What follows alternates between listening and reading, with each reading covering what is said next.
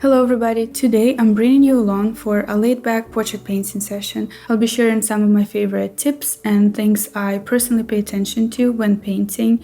We'll also talk about colors. Color is such an important element in any painting, unless it's monochrome, though arguably you'll still use a few colors for that. So hopefully you'll find these insights helpful or inspiring, or maybe you'll just enjoy the chill painting atmosphere. Either way, I'll be happy. By the way, if you're new here, my name is Daria. I'm a painter specializing in oil with a focus on figurative and realistic styles. I've been teaching oil painting for over 7 years and I love painting portraiture, so let's get right into it. So in the beginning, I did a little toning, a sheer wash, just to start off. There is a faint pencil sketch that I did prior. Now I'm establishing where the darks go. It's hardly an underpainting, but it helps to see the main forms. I like to place some darker tones first. The lighting is going to be interesting on this one, like a low morning sunlight coming from the right, so most of the left side of the subject's face is going to be in shadow. I like dramatic or interesting lighting, so this one is very exciting. I was really careful though building up the darks. I wanted to make sure everything is proportionally correct and in place. That's when I realized that a slightly darker wash would have been more helpful here, but I also kept it light on purpose to have a light yellow tint of the canvas, well, paper in this case, peeking through as a part of the background later on. There's always some experimentation and observation involved. It's part of the painting process to make decisions and see what works and what doesn't. The thing I've been thinking a lot lately is I've been painting and drawing for many years, and let me tell you, practicing regularly really makes a difference if you want to improve. I actually don't believe in natural talent or that you have to be gifted to learn how to paint. I think pretty much anyone can improve their painting skills. But here's the thing, not everyone will love it enough to persevere and put in the time and effort it takes to get really good at it. On that note though, there is so much content out there now, which is amazing, resources and videos that can give you guidance and tips. It's better than ever in my opinion to learn a skill, especially in creative disciplines like painting, sculpting, music production, baking, and it's really a good time also. Speaking of that, if you struggle with a particular issue when painting, which for many people is proportions, symmetry, things along those lines, I advise you to draw or sketch more because it's difficult to improve in that area otherwise. But if it's anything less technical, less unambiguous, and more on the creative side, like how you want to blend colors and apply paint, if you want to figure out how to soften features or introduce a variety of hues when painting faces, since our skin is more red in some places and more blue or green or yellow in others. So I suggest learning directly from the artists you like, from old masters, whose technique or artistic style speaks to you. Don't spread yourself too thin going into too many genres, styles, subject matters. At least go about it one at a time if you do intend to. Study the artists whose work you admire and use their paintings as a reference point, as an example. It helps to keep the works you look up to in one place, one folder, so you can review them and remind yourself of what you're aiming for. That's what I do, and how to correct the areas you've been struggling with.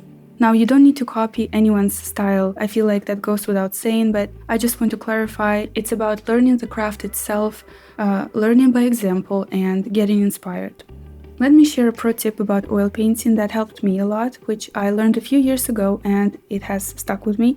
And it's really simple. Spend a lot of time and focus on the palette. Most of your time during the painting process should be spent on the palette, mixing and choosing the right tones, and then placing them on the canvas, in a way similar to the idea of measure twice, cut once, emphasizing preparation before you commit to doing something. It seems like we're always focused on the painting, but so much work is done on the palette and sort of behind the scenes. A simple example, we are painting a cheek. It's best not to try all kinds of colors and values, mixing them directly on the canvas until you're satisfied with the tone. Sure, some mixing and blending is done on the canvas, but the more accurate with the tone you are from the start, the better.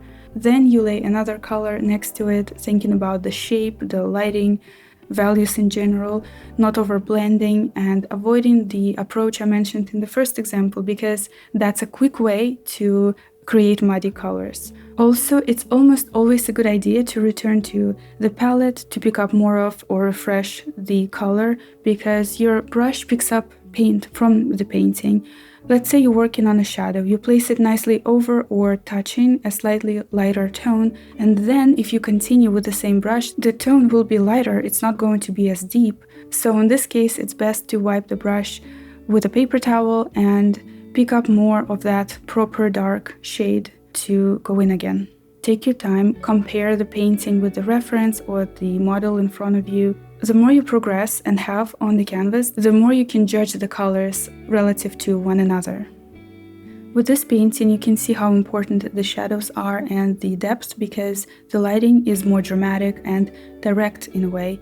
And obviously here it's very important to make them dark enough, the right value that is. But I want to remind you that overall, even in less dramatic lighting scenarios, one of the most common mistakes people make when they paint portraits is not making the dark values dark enough. So oftentimes when you feel like your painting looks a little flat or lacks depth, that's because all of those darker areas, those darker values aren't quite deep enough. So that's one of the most common and widespread issues out there.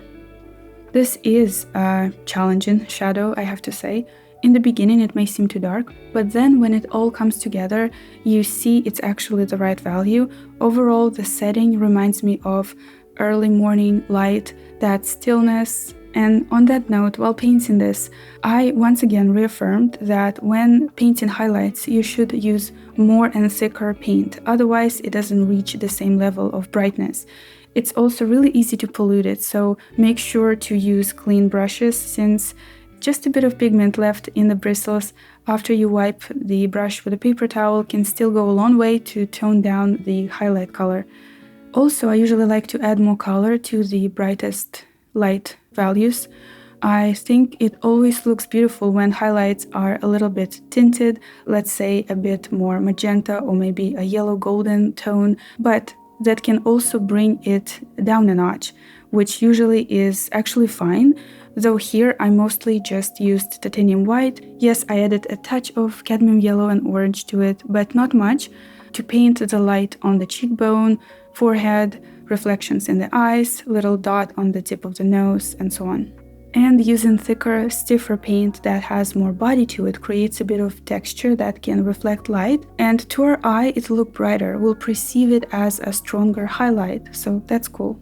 I've heard this idea that every action creates a counteraction, and I feel like this is so true in my experience. For instance, when I'm thinking, oh, this part would be so hard to paint. And for some people it's challenging to paint hands or ears, things of that nature, or maybe it's creating a variety of hues in your work and branching out into using more color. For some people that's kind of a struggle. When I approach it with that mindset and I'm kind of pushing it into place, forcing it, it really does feel more difficult, as if there is some pushback. But other times when I'm more relaxed and I don't see it as something challenging, if you approach the same tasks with ease or even kind of playfulness, I feel like they have a higher chance of just flowing naturally and you're letting them fall into place.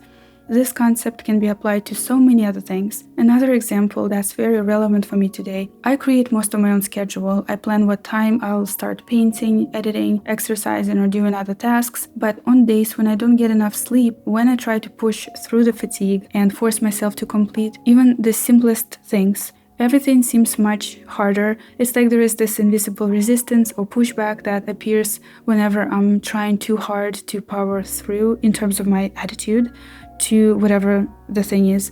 However, when I'm saying to myself, like, okay, there's no problem here, I can take a nap in the afternoon, I can get a coffee, I can take a walk later, like, it's all good, I remind myself that it's a choice, and I feel okay with it because I'm not forcing anything, I'm choosing to do things. It would be nice to do what I plan to do, and it happens much more effortlessly. I feel like this principle applies to so many things in life. Once I heard this idea, I wish I remembered the source because I'm blanking on that right now, but I feel like it made so much sense with a lot of things in my life, including painting, including work and everyday life. So yeah, it's very interesting in my opinion.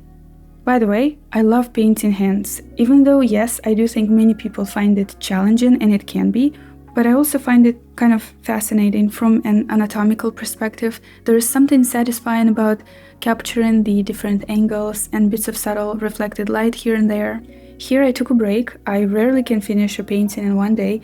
Then I continued from where I left off. Just a general tip about brushes and their maintenance.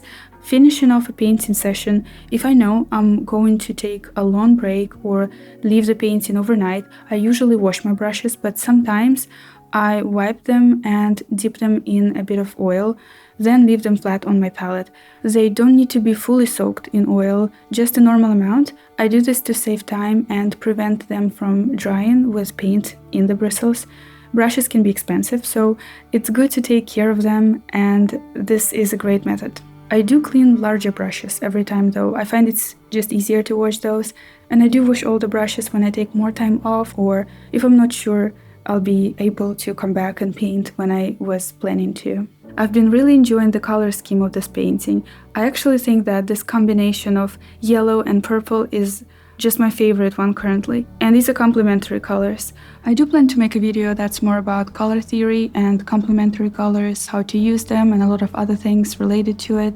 But right now I just wanted to say that I love these colors and how the purple tones can really elevate and highlight the yellows. I actually started with the idea of painting a yellow iris flower to the left, but then I changed it because it didn't fit as well as I hoped. The color itself worked perfectly, but it was such a bright accent that it was stealing all the attention, and I wanted it to feel more subtle and more like a supporting element. So I had a choice, either add more yellow flowers and change more things, or pivot and repaint that part a little.